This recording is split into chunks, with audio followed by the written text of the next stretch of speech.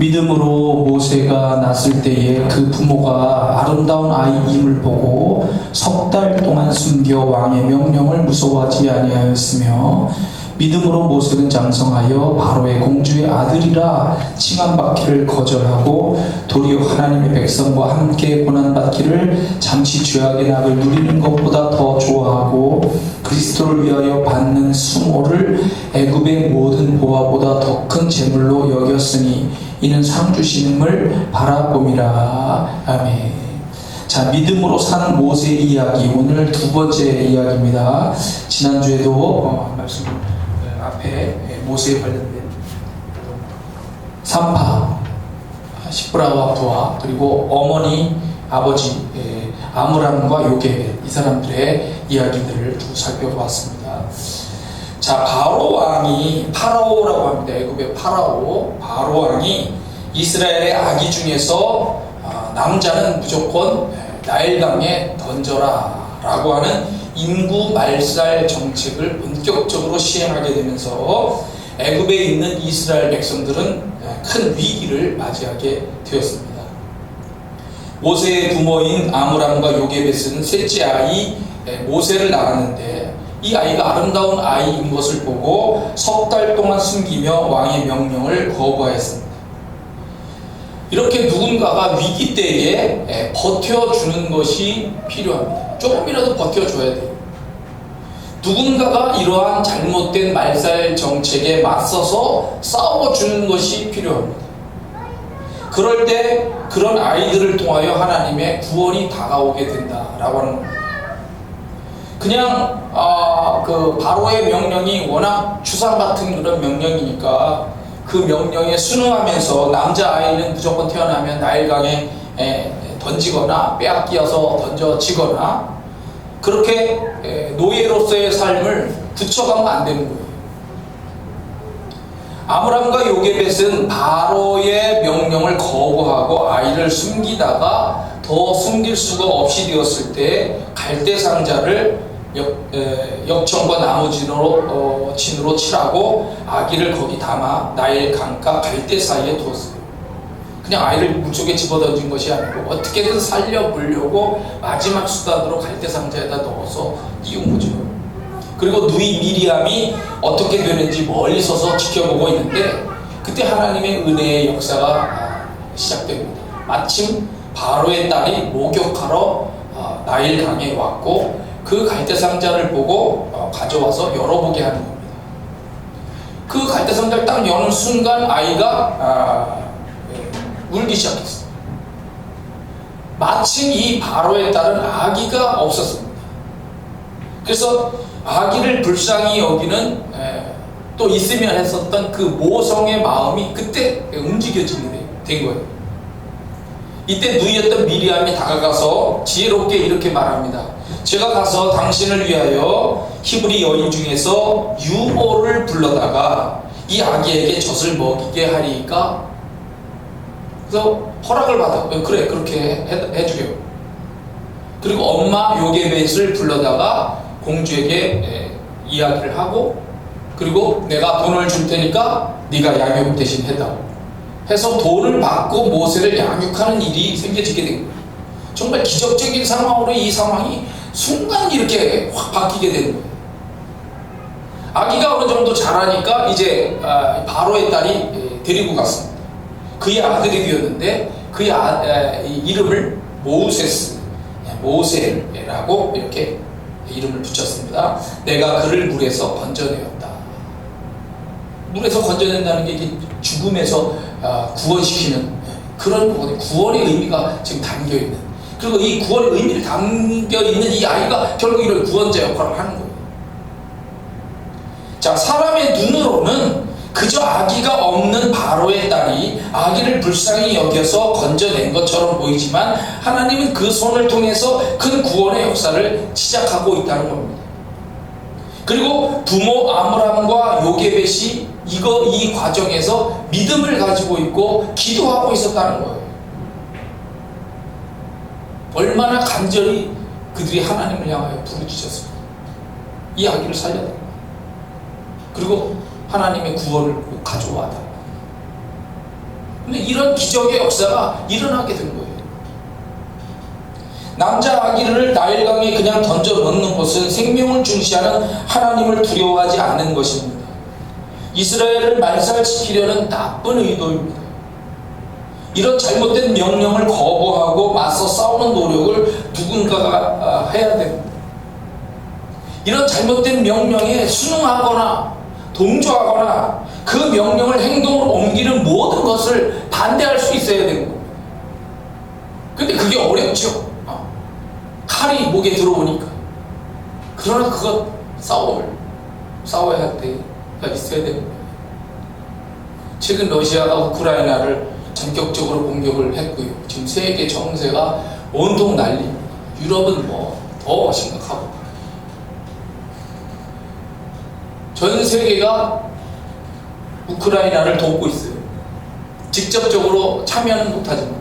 왜냐하면 이 나라는 아직 나토에 가입이 되지 않았고, 만약에 나토에 가입됐다면 당연히 모든 나토에 가입된 국가가 즉각 참여하도록 이 법이 되어 있습니다.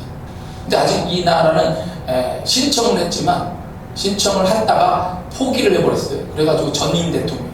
그래서 지금 현재 대통령이 그거를 이제 다시 바꿔서 나토에 가입을 시키려고 하는 거죠. 자, 미국이나 여러 나라에서 이제 도움을 주는데, 미국 같은 경우는 정찰기가 있으니까 인공위성도 있고 정찰기를 통해서 얻은 정보들을 이 우크라이나 공군에 이렇게 알려줘서 폭격이나 그 무인기를 통한 폭격 이런 것들 공격을 할 수 있도록 도와준다고 합니다.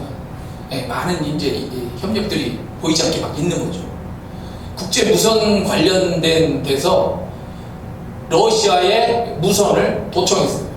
24시간 동안 도청을 했고, 그 중에 3개의 무선을 도청했는데 그 3개 중에서 아주 중요한 정보 3가지가 나왔습니다. 첫째는 전진하고 있는 러시아의 군대가 전쟁을 한다라고 하는 제대로 된 교육도 없이 전쟁을 시작한 부분이 있다라는 거예요. 그냥 전차를 끌고 교육을 해서 이쪽으로 이동해라 해서 이동을 하다 보니까 이게 전쟁이었다는 거예요.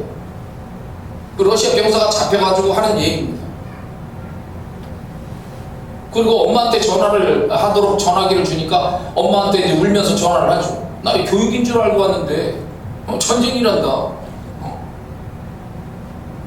두 번째는 전쟁을 하려면 앞에 전차가 날아가고 비행기가 날아가고 뭐 미사일을 쏘고 포를 쏘고 이런 것만 중요한 것이 아니라, 내가 전진해서 앞으로 우크라이나 안으로 들어가잖아요. 그러면 이 내 뒤에 뭐가 따라와야 되냐면 보급이라고 하는 보급 작전이 진행되게 됩니다. 보급이라고 하는 것은 무기를 더 추가시켜 주거나 식량을 추가시켜 주거나 연료를 추가시켜 줘야 돼요. 그렇게 안 되는 거예요. 보급 작전이 제대로 안 되고, 물론 그거를 차단한 것도 있지만 러시아가 제대로 준비를 안 한 것도 있어서 안 되니까 기름이 떨어진 전차가 그냥 서 있고 미사일도 그냥 서 있고, 그리고 그냥 버리고 도망가고, 그냥 그 기름 탱크에다가 구멍 뚫어가지고 해놓고서 그냥 도망가고, 무선으로 얘기하기를 3일 동안 지금 보급을 못 받아가지고 밥도 못 먹고 있는데, 식량은 언제 오며 또 필요한 무기는 언제 보급이 되느냐라고 무선을 하고 있는 거예요. 그리고 주어진 걸 먹으라고 해가지고 먹으려고 하는 그런 저기도 있는데, 그걸 열어보니까 이 보급품이 2015년에까지 먹을 수 있는 식량이에요. 근데 거기 댓글을 누가 달았다. 야, 옛날에 그 전에 20여 년 전에 30년 전에 아프가니스탄 공격할 때 1977년에서 87년 정도 이렇게 10년 동안 아프간에서 전투할 때는 전투 식량이 2040여 년 때 나온 2차 대전 때 전투 식량을 그때 나눠주더라. 야, 이게 러시아의 보급의 현실이다. 그런 얘기까지 이렇게 나왔어. 그 다음에 제일 중요한 거는 장군이 말이죠. 직접 그 전차병인가에게 무선을 직접 날리면서 뭐라고 그랬냐면, 저기 앞에 보이는 저 민간인 마을을, 아파트도 있고 집들이 있는데 거기를 직접 포로 쏴! 하고 명령을 내리는데 이 병사가 싫어요! 그러는 거예요.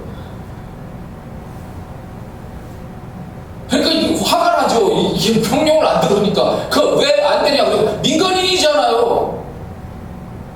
국제법상으로 민간인을 공격을 하면 이게 전범이네요. 전범, 나중에 전쟁이 끝났을 때 전범 처리에 걸리게 됩니다. 그때 누가 공격을 했으며 누가 포를 쏘아봤는지 이런 것들 조사가 됩니다. 나중에.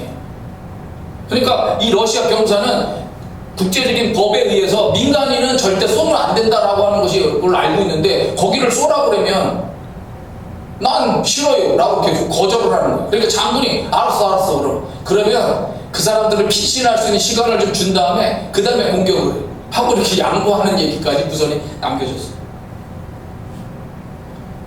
아래쪽에 흑해에서는 상륙작전을 시도하는 그 러시아의 공정단인가 무슨 특수부대 애들이 상륙작전을 해야 되는데 상륙작전 하기 전에 포격 먼저 보통 실시하는데 그 포격을 하지 않았어요. 거부해버렸어요. 왜 그러냐? 민간인들이 있는데.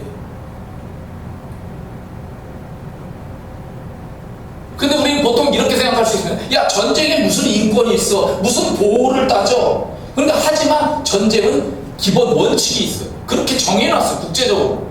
이건 제네바 협약입니다. 민간인을 함부로 공격하면 안 되기 때문에 군복을 입어야 돼요. 군복을 입지 않고 총을 들고 전쟁터에 나가면 또 안 돼요. 반드시 전쟁을 하려고 하는 사람은 민간인 복장을 벗고 군복으로 갈아입고 나가서 전투를 해야만 돼요. 그게 법이에요. 국제법. 그러니까 거기 우크라이나 백성들이 이제 그 군인들도 모자르니까 민간인들이 막 전투에 나서고 그러잖아요. 그 사람들이 군복이 없으니까 우리나라에서 군복 지원해줬어요. 근데 그 민간인들에게 갑자기 막 포격을 해버리거나 집속탄이라고 해서 탄을 많이 막 떨어지면서 터지는 집속탄이라든지 열우라늄 탄이라든지 막 이런 거 쏘면서 포격을 하고 죽이면 그 전범으로 몰리는 거예요. 이제 푸틴이 전범으로 몰리게 되는 거죠. 여기저기서 이제 러시아 안에서도 전쟁 반대 데모가 막 일어나게 됩니다. 이렇듯이 잘못된 명령을 거부하는 것이 필요한 거예요.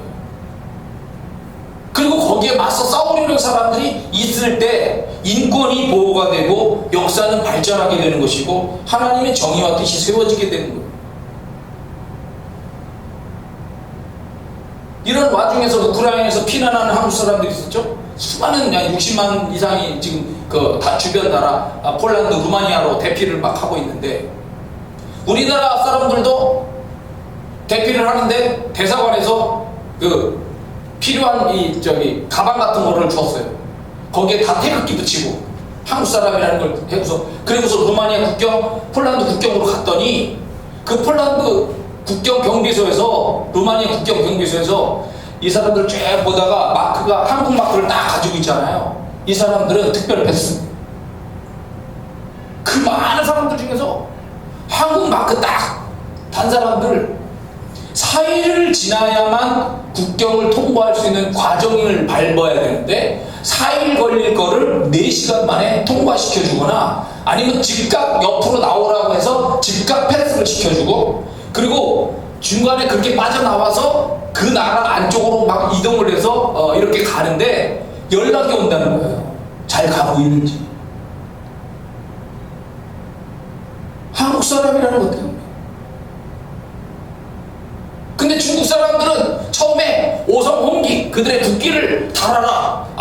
러시아하고 협력했으니까 우리를 공격하지 않을 것이다 해가지고 했는데 주변 모든 나라들이 다 러시아하고 손잡은 중국을 싫어하는 거예요. 중국 사람만 보면 다 뜯어 패려고 하고 총으로 죽이려고 하고 막 달려드니까 야 급하게 막 중국 대사관에서 야 오성홍기 다 찢어버리고 다 없애고 중국인이라고 생각하지 말고 중국인이 척도하지 마라. 알아서 다 도망가라. 근데 국경에서 다 걸렸어요. 다 걸려가지고 중국 사람들은 빠져나오지 못해. 거절. 너희들은 그냥 여기서 살아. 죽든지 말든지. 그런 식으로 중국 사람들은 국경에서 다 걸렸어요. 자, 그러면 왜 우리나라 사람을 유럽이나 다른 나라가 인정을 할까요? 우리가 6.25 때 얘기도 나오지만 공산주의와 싸우면서 민주주의를 세우려고 했다는 거예요. 지금까지 그 많은 전쟁의 상처를 딛고 일어나면서 세계 평화를 위하여 어려운 나라들을 계속 도왔다는 거예요. 이 나라가. 세계 많은 나라들에게 유익을 주고 감동을 주더라는 거예요. 특히 6.25 때 우리나라를 지원한 나라가 16개국뿐만 아니라 수많은 나라들이 있잖아요. 수십 개 국가가. 이런 나라들을 찾아가지고 우리나라가 계속 보답을 하고 있어요. 지금 최근에는 베트남을 버리고, 베트남이 아주 싸가지 없게 굴어가지고 베트남을 이제 다 버리고 베트남에 진출했었던 삼성부터 시작해서 우리나라 수십 개 기업들이 베트남을 버리기로 했어요. 그 축구에서도 막 그렇게 하고 싸가지 없게 막 우리나라 막 이렇게 욕하고 말이죠. 깔보고 무시하고. 그래서 베트남을 버리고 우리나라를 도와줬었던 중남미의 과테말라라고 하는 곳이 이 옷 만드는 이런 거로 아주 유명한데 그 나라로 다 이렇게 옮겨간대요. 그 나라 난리 났어요. 지금 부자 나라 된다고 지금. 그런데 중국은 뭡니까? 중국이 하는 모습을 지금까지 세계를 들여다보니까 돈으로 이용해서 다른 나라를 공격하고, 그리고 러시아와 협력해서 교만하고 잘못을 저지르고 있는 그런 것들, 예? 그런 것들이 다 세계 사람들이 알고 있는 거예요. 싸가지가 없다는 거예요, 중국들은.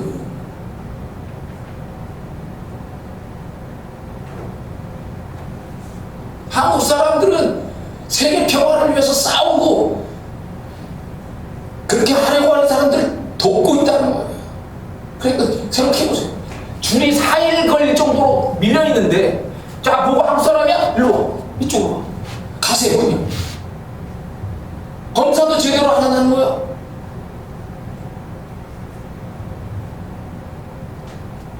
김상옥이라고 하는 독립투사가 있습니다. 23살에 대작가를 차려가지고 사업을 시작한 사람인데, 말발굽에 있는 그 편자라고 합니다. U자형의 편자. 발굽에다 이렇게 발굽을 이제 보호하게 하는 거라죠. 그거를 팔아가지고 대작가를 해서 만들어가지고 아주 큰 부자가 됐어요. 그리고 말의 꼬리를 말총이라고 하는데 그 말총으로 만든 모자로 아주 큰 부자가 됩니다. 일본이 그 당시에 우리나라의 단발령, 상투를 다 잘랐어요. 막 단발령으로 끌려가서 막 자르고 막 이렇게 하니까 이게 이제 부끄러운 거야. 옛날에 이 신체 부모가 준 이걸 잘려가지고 부끄럽다 해서 이 사람들이 말총으로 된 그 모자로 이렇게 가리면서 모자를 쓰고 다니기 시작했는데, 근데 3.1운동이 일어났습니다. 일본 헌병들이 만생열에 참여하는 사람들을 막 장칼로 가지고서 막 찔러 죽이고 칼로 베고 막 이런 모습을 이 사람이 그 장사를 하다가 본 거예요. 눈이 뒤집혔어요. 그래서 낮에는 당연한 청년 사업가로 일을 하고 밤에는 독립운동 소식을 전하는 비밀신문을 만들기 시작을 하는데, 그게 어느 날 방을 발각이 되죠.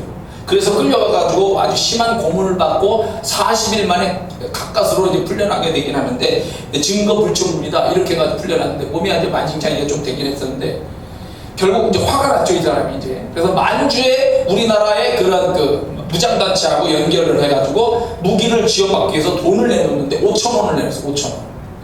지금 5,000원이야 돈도 아니지만 그 당시 5,000원은 저희가 할머니가 얘기하는데, 옛날에 황소가 100원이었어요. 황소가. 상상하십니까? 일본 순사가 14년 동안 한 푼도 안 쓰고 저축을 해야 되는 돈이 5,000원이에요. 근데 그 돈을 해가지고 무기를 지원받고 이거를 가지고 일본 총독 암살 훈련을 막 시도하다가 이게 이제 또 발각이 됩니다. 그래서 막 도망치는데 가족들과 지인들이 잡혀서 막 고문을 받고 그 판결이 이제 이 사람이 없는 상황에서 너는 그 사람, 이 김상옥은 사형이다 라고 이렇게 사형 원도가 떨어집니다.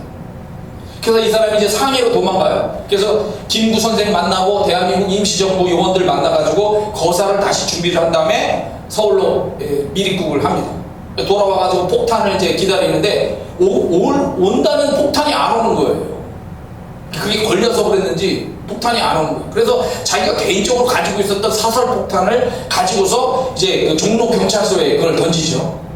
그리고 그것 때문에 종로 경찰들이 다 나서 가지고 1,000명이 이 사람을 추격을 하는 거예요. 권총 2자루를 가지고 3시간 동안 계속 싸우면서 결국은 10수명을 죽이고 총알이 이제 다 떨어지죠. 대한독립 만세를 외치고 마지막 한 발로 자기 목에다 해가지고 이제 죽어요. 그의 마지막 모습이 사진에 찍힌 걸 얘기를 해보면, 발가락이 동상으로 다 떨어져 나가고 양손에 권총을 쥐고 두 눈은 부릅뜨고 있었고 몸에 11발의 총상이 있었더래요. 이 의거를 할 때, 이 마지막 싸움을 싸울 때, 거사를 일으킬 때 독립투사들은 마지막 사진을 항상 꼭 찍었어요. 아시죠? 마지막 사진을 찍는데, 다른 사람들은 보통 이렇게 하고 찍습니다. 이렇게 하거나 뭐 이렇게 편안하게 이렇게 하고 찍거나 찍는데, 이 사람은 다른 사람들이 안 찍는 손을 이렇게 뒷짐을 찍어서 찍었어요.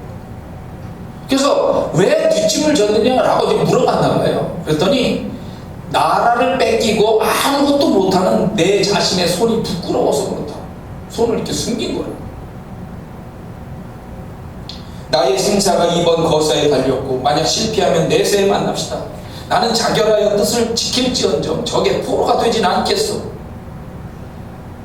이런 저항들이 하나 둘씩 모여져서 피가 뿌려지고 그리고 독립의 날이 찾아오게 되는 거고 해방의 꽃이 피는 거예요.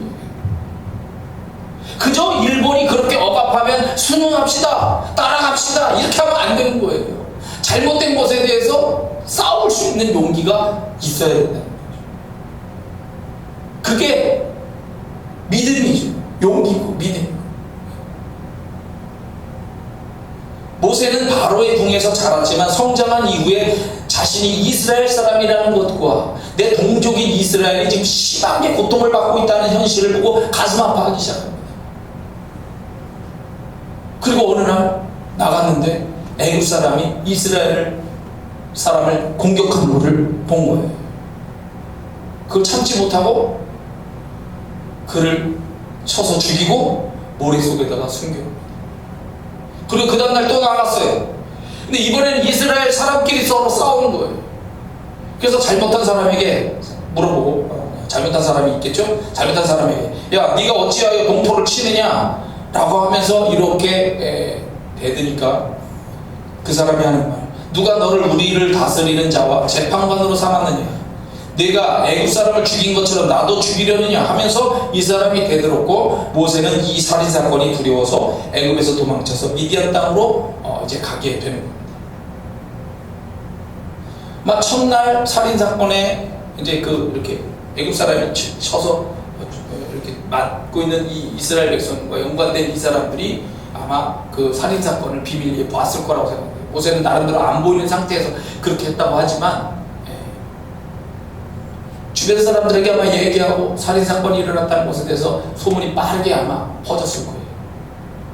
근데 우리가 순간 이해가 안 되는 것이 왜 모세는 살인까지 하려고 했느냐는 겁니다. 이 자체로 그냥 보면 모세는 의협심이라는 게 있었어요. 의협심이라고 하는 것은 다른 사람의 어려운 사정이나 억울함을 풀어주려는 희생적인 마음입니다. 이 의협심이 강한 거야. 뭔가 다른 사람을 좀 도우려고 뭔가를 하는데 이게 지나쳐서 이걸 혈기라고 해요. 혈기가 강한 거예요. 혈기는 뭐냐? 어떤 행동을 하고자 하는 욕망을 일으키는 마음속에 뜨거운 기운인데 이게 지나치게 되면 공격적이 되고, 공격적이 됐을 때 심하면 살인사건까지 일어나게 되는 거예요.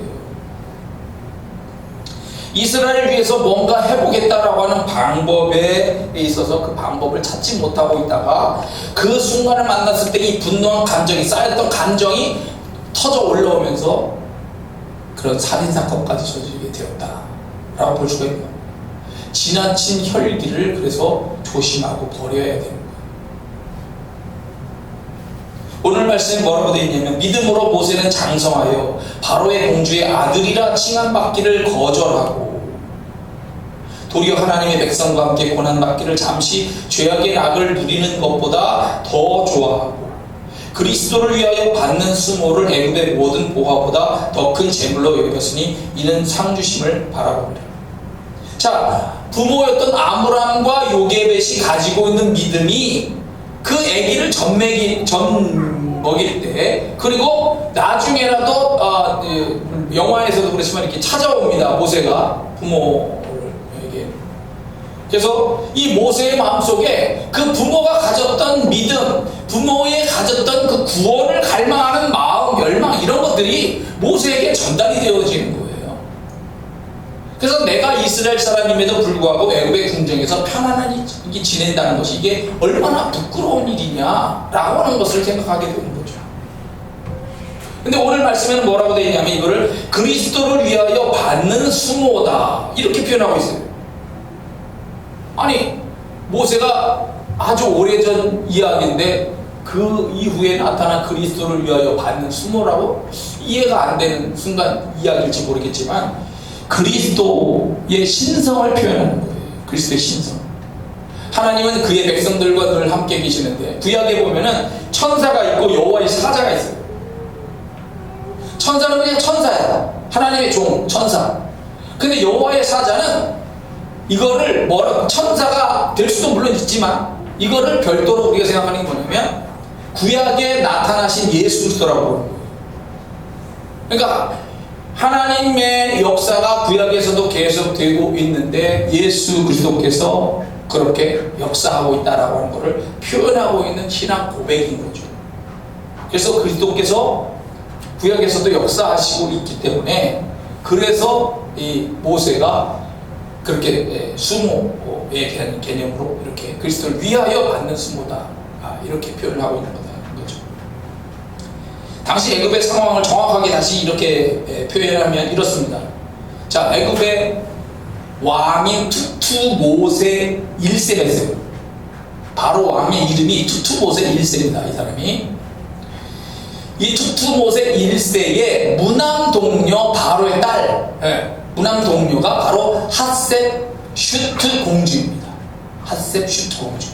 이 공주가 결혼을 했는데 이 결혼한 남편이 투투모세 2세로 바로 왕이 된 거예요.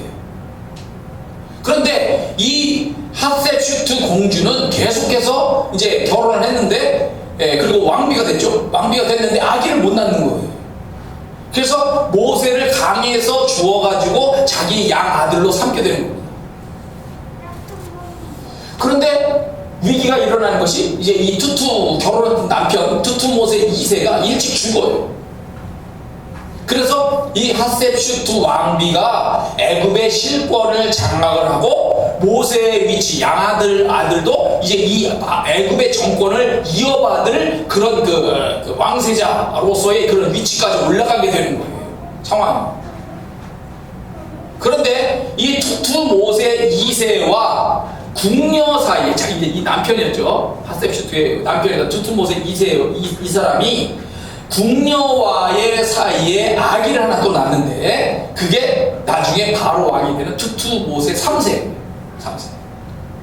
근데 그 당시에는 이제 그냥 왕자 개념으로 있었던 거죠. 근데 이 사람이 호시탐탐 왕권을 노리고 있는 거예요. 그런데 이 이스라엘 출신인 모세가 왕세자가 될 수 있는 왕권을 이어받을 수 있는데 애굽인을 죽였다, 살해했다 라고 하는 것을 알게 되는 거죠. 그래서 이것을 민족적인 감정으로 비화를 시키고 정치 쟁점화해서 모세를 제거하려고 했고, 결국 모세는 도망칠 수밖에 없는 거예요. 이 사람이 투투모세 3세로 왕권이 되고 모세를 죽이려고 하는 거죠.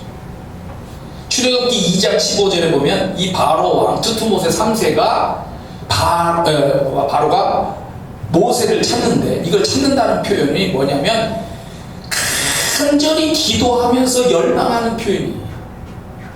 그건 무슨 얘기냐면 모세를 죽이는데 반드시 죽이고야 말겠다라고 하는 강렬한 열망을 가지고 말이죠. 혈안이 되어서 그 모세를 찾아라 하고 명령을 내리고 막 온 이스라엘이 막 쥐잡듯이 찾는 거예요. 근데 하나님이 정말 은혜죠. 그런 위기 상황에서 모세가 극적으로 미디안 광야로 도망을 치게 돼요. 도망을 치고 거기서 새로운 훈련을 받고 믿음의 대상인 하나님을 이제 인격적으로 만나면서 사명을 받고 이제 다시 돌아오게 되는 거죠. 자, 오늘 말씀은 여기까지입니다. 중요한 건 뭐냐? 아므람과 요게벳이라고 하는 이 부모의 믿음, 그리고 구원을 향한 열망, 이런 것들이 모세의 믿음으로 열망으로 연결이 쭉 되어지는 것이고, 하나님은 이 모세를 훈련시키면서 큰 역사를 준비하게 되는 것입니다. 믿음으로 우리가 이 세상을 살아갈 때 우리는 어떻게 살아야 되느냐? 역사에 그냥 순응해서 살아가면 안 된다라고 하는 생각을 꼭 가져야 된다는 거예요. 역사라고 하는 것은 좋은 역사가 진행되기도 하고 나쁜 역사가 진행되기도 합니다. 요즘에 우리가 정치 선거에 관련된 요즘 뉴스 어제 보셨나요? 선거관리위원회에서 어떻게 했는지 난리가 났어요. 지금 한번 검색을 한번 해보세요.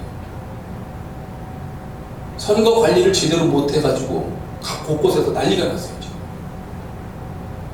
부정선거 아니냐. 근데 중요한 거는 역사라고 하는 것은 우리가 지금 우크라이나 사건도 보지만 좋게만 흘러가는 게 아니에요. 좋게만 흘러간다면 우리는 거기에 당연히 따르고 박수를 쳐주고 용기를 붙들어서 함께 해야 합니다. 그러나 잘못된 역사, 삐뚤어진 역사, 사람을 인권을 말살시키고 하나님의 뜻을 어기는 역사라고 한다면 기독교인들은 믿음을 가지고 맞서 싸워야 돼요. 순응하면 버텨줘야 돼요. 누군가 싸울 것은 싸우고 그러면서 믿음으로 전진해 나가야 돼요. 그런 일이 있을 때, 그런 믿음의 이야기가 있을 때 하나님도 구원을 준비하시고 구원을 주시는 거예요. 그래서 그러한 의식과 생각들을 가지고 우리가 삶을 잘 살아가면 좋겠다 말씀드립니다. 기도하겠습니다.